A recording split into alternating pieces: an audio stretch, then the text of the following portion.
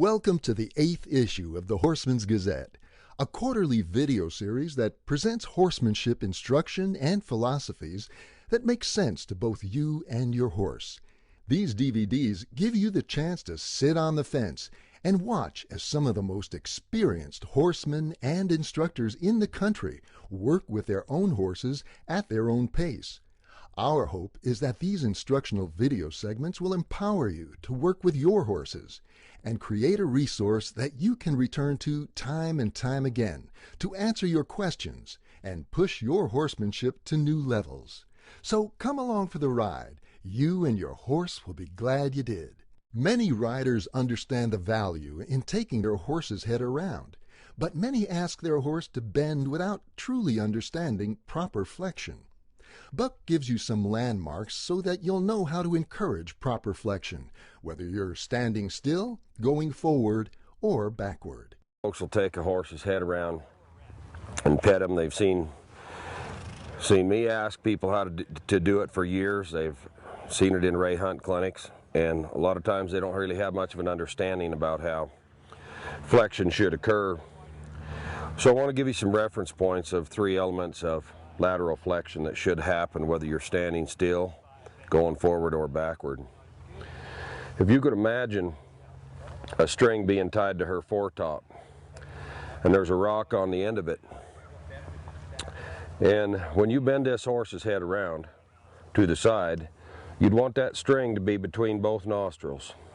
That means her head's straight up and down this way. That's element number 1. Brian demonstrates on an older horse how a horse can operate from a neck rein.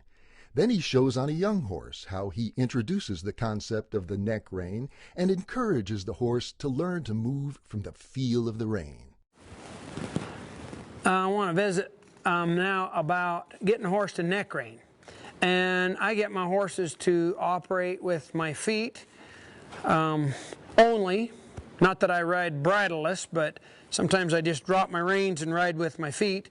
But also, I want to drop my feet and just use my reins, because I don't want them foot dependent and I don't want them just rein dependent. So I handicap myself on one side of that and the other so that they'll get caught up on rein handling and feet handling.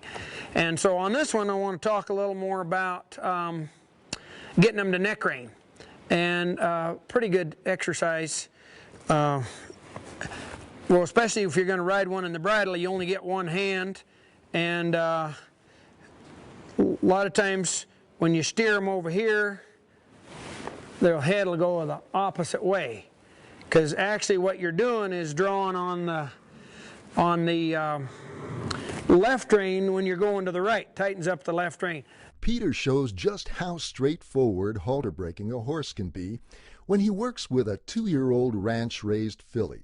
In this segment, Peter continues his work on foot, exposing the filly to being handled from the ground. And I just touch it. I just want that rope to kind of come up here a little bit.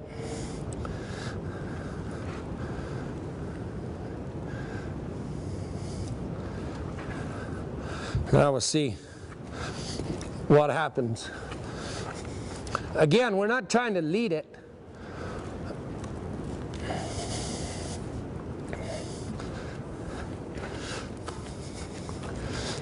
But it's pretty soft there.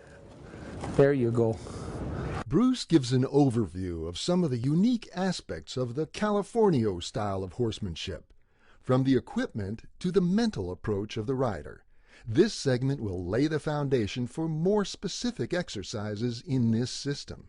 In this system of riding, I think that the bridle and all that is not so much as a steering device as it is something to stabilize the horse and help him balance with our weight on him, but also to connect our bodies, you know, to the front of the horse so we can get the steering and stuff we need.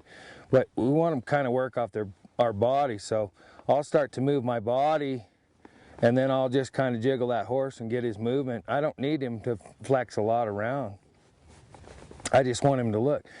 But I can't just pull. It's all about, with this whole system, one of the most important things is that we we move it, it's movement and change of balance, and then we kind of stop moving, and it gives the horse a chance to really get a lot of bend. You can see, instead of pulling over like this, which would make the bit tip that way, I'm coming across, moving my body out of the horse where I want the horse to go. And if I just kind of pull on it real hard, he doesn't come around very good. But if I kind of move it and just talk to him and get that moving for me and get that kind of established.